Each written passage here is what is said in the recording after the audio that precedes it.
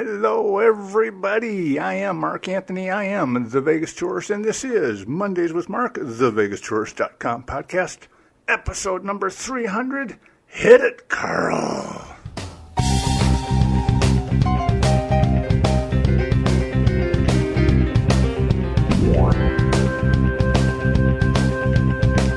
Welcome back, everybody. Yes, I am Mark Anthony. Yes, this is Mondays with Mark, the VegasTourist.com podcast. For old-time listeners, you may be asking, why is this called episode number 300 if I'm redoing the show, if the show's starting over? Because it's really not starting over. I started the podcast back in 2006 with a friend of mine, Sazzy. When we parted ways, I restarted the podcast in a different format, so I started with the number 200. Easy to reference when you're talking about a specific show or just general search. So when I figured it wasn't working for me, I started to reformulate the show as I was working on updating the website and the social media feeds. So I figured I needed to start another numbering set, and so obviously the last one was 200. This one's going to start out at 300. So here we are, episode number 300, kind of a new format, more of a roundup of all things related to the Vegas Tourist and how it goes beyond Las Vegas. I'm going to look for a more interactive as we move into the new social media world of the post-epidemic tourism world. So I look at what is being talked about on the Facebook groups, what has been posted in the Vegas Tourist social media feeds, as well as what is happening over at thevegastourist.com and the YouTube channel. Actually, I should say channels. We're going to have a second channel here shortly, but I'll fill that in when that happens. Doing it this way, I figure it'll help hold me to a schedule, hold me accountable to getting this show created, getting the topics picked out, and getting it posted each and almost every Monday. Now, I'm not wanting to get burned out, so I may miss one or two here and there, but thankfully I will be having guests and friends of the show helping out to fill the voids and the gaps. So there you have it. Quick answers to the new intro, and to give you a peek into the new direction for this podcast, I hope you are subscribed, and I hope you are ready for a wonderful journey on this new format. All right? So first of all, I want to talk about a post I did at the Vegas Tourist called My Thoughts and Predictions for 2021, which kind of fed off of Scott Rubin's Vital Vegas blog, where he talked about his predictions, which kind of fall in line with several other people who are kind of looking to what's going to happen in the new year. I start out with Virgin Hotels, the old Hard Rock. That is going to be a really sweet place. Just looking at the photos that are coming out, what I'm seeing when I drive by and all that. Now, they were going to open up this month. They were going to open up in January 2021, but of course the pandemic, the closing of tourism, the fact that there are no international markets. Virgin Hotels, I see their primary clientele being people from Great Britain, England, and all that who do the package deals. And as I've said in earlier posts and videos, that being a mile off the strip is still going to be a challenge to them. Virgin, at least pre-pandemic stage, their primary clients to Vegas and to America were what we would term a junket. Back in the day, that's how a lot of people came to Vegas. That's how I started to come to Vegas. What was I would buy one of those gambler junkets where they offer you 3 nights, 4 days at the plaza. And they throw in a couple of tickets to the buffets and the shows and all that. That's what Virgin was doing pre-pandemic. The Virgin Hotel, being a very nice hotel, is still going to have that struggle because they are a mile off of the strip. So being able to have that prepackaged clientele coming in is very vital to their success. And from what I can read, Virgin, or whatever the new incarnation of that airline is going to be, not planning to fly into the United States until probably June or July. But they are still flying in this year, pending CDC approval, of course.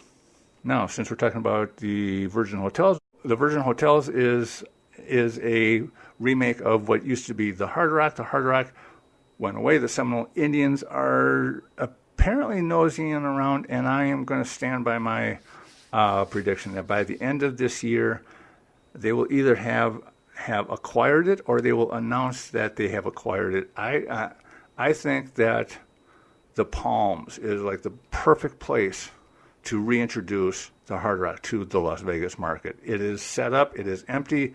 It is very modern.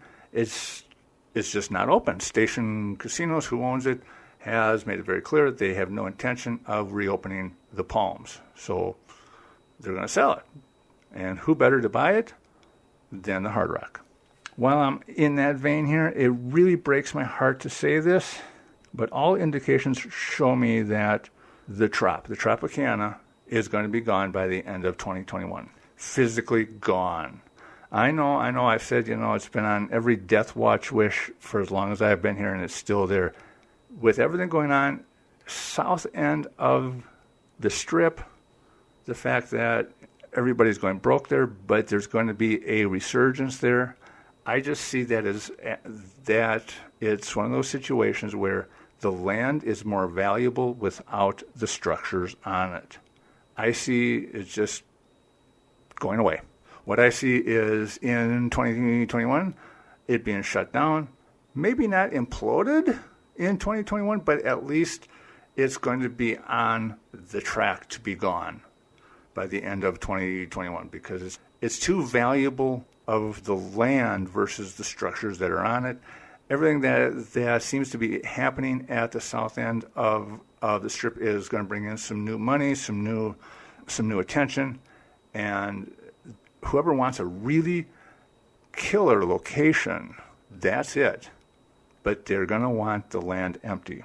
So I just see it going away by the end of 2021, as much as I hate saying that. But I am excited because at the same time, the Pinball Hall of Fame will be opening just a couple blocks south of there. That's going to be fun. It's finally going to have a decent location. Currently, the Pinball Hall of Fame sits about a mile off the Strip on Tropicana. It's in an older warehouse-style building, small, cramped, not much room. The new location puts it right on the Strip, and I think it's like 10 times the size of its current location. So that's cool. 2021 is going to see a lot of changes on the Vegas Strip because of the Eldorado Caesars deal. Eldorado Gaming bought Caesars. They are a gaming company focused on gambling more than entertainment, more than the pool parties, things like that. And plus, they need to raise some cash. So I see them selling off like Planet Hollywood, maybe Paris. Bally's is going to probably assume the Horseshoe name since they own the Horseshoe, and of course that's probably where they're going to move the World Series of Poker. So I just see Eldorado / Caesars spinning some of these smaller ones off, bringing in some new blood. We're going to see, because of the Eldorado Caesars deal, some of the legendary names going away and new ownership coming on the Strip. And that's going to bring some new blood on the Strip. And I see it more like when the Cosmo went bankrupt and the Deutsche Bank took it over. They didn't know what to do, so they got creative in their marketing. They got creative in their strategies. And that's what Vegas is going to need in 2021 is new ideas, new blood, and a new focus. But I'll get into that in just a couple seconds here. One of the other predictions there is the Madison Square Garden Sphere, that globe concert hall going in behind the Venetian. That is going to be revolutionary. That is going to be a game changer for the world of entertainment here in Vegas. Madison Square Garden will compete head-to-head with Ticketmaster, Alexis, whatever it is that corporation is, that dominates the Vegas ticketing for all of the major concert venues here in Vegas, like T-Mobile Arena, the theater at Park. Madison Square Garden, just like Eldorado, is going to bring in a spark of creativity, a spark of competition, and it's going to up the game for entertainment here in Las Vegas. I don't think they're going to abandon that project. There's just too much opportunity there, too much money to be made sitting there. I don't see them leaving. All right, New Year's Eve. Our good friend Tom Donahue, the Vegas photographer, Photoman LV on social media, he was going to shoot the only approved fireworks on the Vegas Tourist Corridor, which was at the Plaza. Tom asked me to go along with him because he needed help carrying and setting up his equipment, and I said, no problem. For those of you who know me, you know I'm a really big movie buff. And one of my favorite movies is Back to the Future with Michael J. Fox and Christopher Lloyd. And the moment he asked me to help him out, it flashed into my mind Biff's Casino. Actually, it was Biff's Pleasure Paradise. And they used the Plaza for that in Back to the Future Part 2. So Marty McFly, eat your heart out. I was on top of the Plaza New Year's Eve. Now, it was cold and it was windy up there, and Tom realized that we were shooting from the top of the North Tower. The fireworks were going to be on the South Tower. When you take those photos, there was nothing there that said Vegas. It didn't say the Plaza. It didn't say anything. It was just a tower. And so putting all that together, he went, hey, let's shoot from the ground. Let's shoot from the arena. Plaza has an outdoor arena to the south. That's where we shot from. However, for 20, 30 minutes, we were on top of the Plaza, got that really cool photo showing the neon Plaza sign, and then right off there is Circa. And Circa was opening, this was their big grand opening. Okay, yes, they had the soft opening earlier, but this was it. This was when the hotel rooms were open. This is when the pool was open. This was when everything was going to be open. This was the big night. And to stand up there and grab that photo showing the classic Plaza with the new age Circa was just, it was a dream come true. It was just for those of us who love Vegas, who love the old new Vegas, that just took it all in. That was just so awesome to be up there, freezing my kahunas off, but damn, that was an awesome shot. Now, while I'm sitting here, I've got to give really big kudos to the Plaza, to the security team. Being there New Year's Eve, 10:30 at night, all of the chaos, all of the craziness, all of, everything happening, and the security team there went out of their way to do whatever they could to make sure we got what we needed to get. And I just wanted to say thank you to them all. I wanted to say thank you to the management at the Plaza for inviting us, for everything going on. I wasn't expecting that kind of treatment. And watching how they also worked with the other people, the hotel guests, as we were walking through, as we were, doing what it is that we needed to do. I was watching what they were doing away from us, and it was nice to see that level of service is still alive and well in Las Vegas, and it was at the Plaza. So kudos, my thumbs up, everything to the staff at the Plaza. You've got a really good team there, all right? Thank you very much for your hospitality. And yes, we got some awesome photos, and I hope that you enjoyed them, okay? There we go. Now, across the street, of course, was Circa. Circa was opening. From the top there, we could see the giant screen. The Circa is very adult-focused, primarily on sports. Like the Mirage, I look at Circa as the game changer, especially for downtown. When Steve Wynn came in town and he took over the Golden Nugget, and that sparked the rejuvenation of downtown, that gave us the Fremont Street experience, I see Circa doing the exact same thing, creating that need for the rest of downtown to step up to the plate, to clean up your act, hopefully get rid of those vagrants down on Fremont Street called buskers or whatever you want to call them. That whole experience down there needs to change. And I hope Circa is that spark, okay? Now, on the flip side, Derek Stevens, the owner of Circa, I really wish now that you've got all this fame and fortune and celebrity, can you start to treat your employees a little bit better? Could you, kind of get in line with the rest of the major resorts? At least give your employees free parking in your garage mahal, okay? Something as simple as that, all right? Anyway, that's it. That's my rant. It was a shame we didn't have the usual fireworks, but it was really cool to be up on top of the plaza, okay, for these fireworks. Speaking of game changers, of course, we come to Resorts World, which sits where the Stardust used to sit. I wrote on my blog, this is the state of the art all the way around, and it is opening this summer. I really wish Steve Wynn was still around to be part of this new vibe.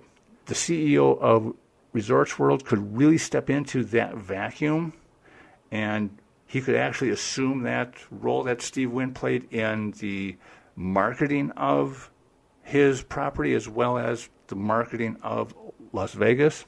Losing Steve kind of created that vacuum. And I always saw Steve Wynn kind of like the Lee Iacocca back in the Chrysler days. I am the CEO, and and I approve this ad, and I drive this cars, blah, blah, blah. But the problem that I see is the CEO of Resorts World is an ex-MGM executive, the former CEO, Scott Silva. He was there for 8 years at MGM, and MGM doesn't have a creative bone in their body. The executive team up there, it was beat into them to focus on stockholder value instead of customer value, which is opposite of what it should be. And I hope I'm wrong on this, but I just don't see him easily stepping out of that mindset. Hopefully he can. Hopefully he will break out as his own man and show the world what he can actually do that will benefit both Resorts World and the Vegas tourist. Which brings me to my final topic here. Everyone's like, what is Vegas going to do, with the tourism dying, blah, blah, blah, blah. All of this pain and suffering and all of this collapse of the economy over this virus, which is more political than health. I say as much pain as Vegas is going through right now, Vegas has never been a town that stayed down very long. Throughout our entire history, Vegas got knocked to his knees several times, and we just turned around and we came back. But we came back better, and we came back different. From our mining days and the railroad days and the Great Depression, the Hoover Dam, all of that. Every time Vegas fell on its face, this town has reinvented itself. Vegas is a universe all to itself. I've always said that. I always believe that. People come here because this is where you come for second chances and new opportunities, because we don't hold the history against you. We really don't have a history per se in that vein. It's just Vegas has always been that Wild West. Entrepreneurs are welcome here. Come here and try something new. That's how Vegas has always worked, and I see it happening again. When I got here in 2001 and I was chauffeuring, the people I met who came out here from other places to try something new, they wanted that second chance, that new beginning, and they knew Vegas was the place that would give them that opportunity. And they showed up here basically dirt broke, and and a couple of years later they were millionaires or very well off or very successful, and they had that new life. Now, I had posted a interview that I did with Smiling Joe Wiley, and I really got to say, what a guy. I mean, he really embraces and is that Vegas mentality. The entire conversation was so inspirational and motivational. I keep saying that that I wish I had a microphone on everybody in that room, because there was just so much going on. It was more than just a interview. We just had this talk, and it just went on all these different topics.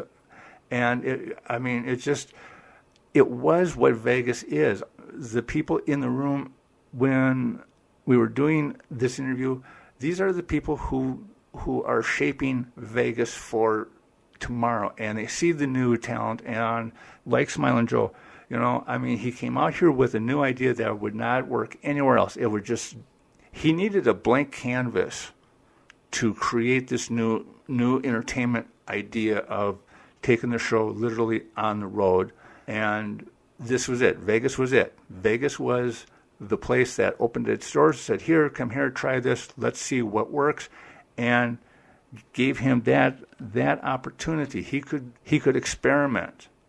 He could change it out, try it up, move it around. Vegas was that place. Now, the end product is not going to be what he started out with, and what he's going to end up with is going to be something that he can take literally on the road to other entertainers. He can take that idea and set it up in other towns. But it was the fact that it started here in Vegas, because Vegas is that town.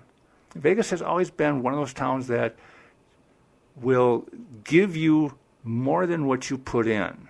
Vegas will give you the opportunity to succeed. It'll give you the opportunity to fail.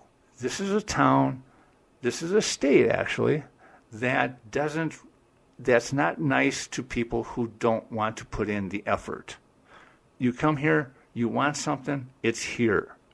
It's here. Vegas has it. It might not be in the form that you're expecting, but it is here, and you have to discover it in yourself.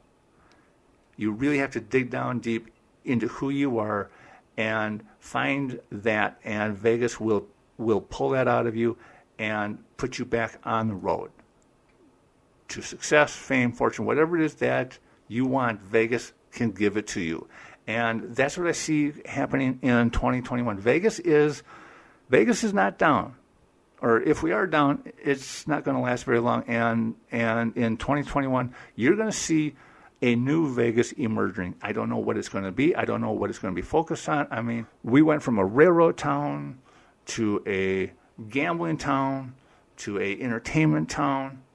I don't know what comes after that. If you were to really look at how Vegas sits right now and how we're profiting, for those that are profiting from this virus sham, whatever you want to call it, Vegas is offering entrepreneurs technology. Vegas is ahead of the technology curve. We're this little town. We have more technology here than we know what to do with because we're not used to having it, which opens the doors to the entrepreneurs that seize that opportunity. Zappos, Switch, all of these technology companies, small mom and pop technology companies, are thriving here. We have this work at home population that doesn't have to work at home, so they're coming to Vegas to work. And that's opening a brand new market that nobody has ever really explored deeply before. Now they are. You look at how Vegas became a gaming mecca, how we became this gambling mecca. You had these mom and pop entrepreneurs come out here, they set up shop, they created something, or they saw something that somebody else didn't know, and they took over a failed operation. I always come back to Ralph Engelstad. Okay, Ralph came out here from my neck of the woods, Minnesota, South Dakota, set up shop as a carpenter. He owned a construction company. He helped build a small casino, if my mind serves me correctly on the story. The guy who owned the small casino couldn't pay him, so he just signed over the property to Ralph. Ralph saw the opportunity that the previous owner did not, and we ended up with the Imperial Palace. Ralph became a multimillionaire. He dies. His wife sells out to Caesar. Caesar turns it into the Link. Vegas is filled with thousands of stories like that. People who came out here to do one thing ended up doing something else, and the next thing you know, they are very successful. They are very well respected, and they've got more money than they ever knew what to do with. That's Vegas. Currently, we are in a funk. We're down. We're not that excited go lucky town that we were a year ago, but a year from now, it's going to be completely different, and it's going to be exciting, and it's going to have a different vibe to it. Vegas never quits reinventing itself. All right? There we go. I got it out. Vegas will be back on top sooner rather than later, and I am going to be there. I hope you are here to join me. I am Mark Anthony. I am known as The Vegas Tourist. If you have a comment or question, visit me at thevegastourist.com website. Visit me on social media. Like this podcast, subscribe to it, and I will guarantee you there's going to be more of them. All right? Until next time, have yourself a wonderful week, and go up and have fun. All right? Gracie says good night. It's getting dark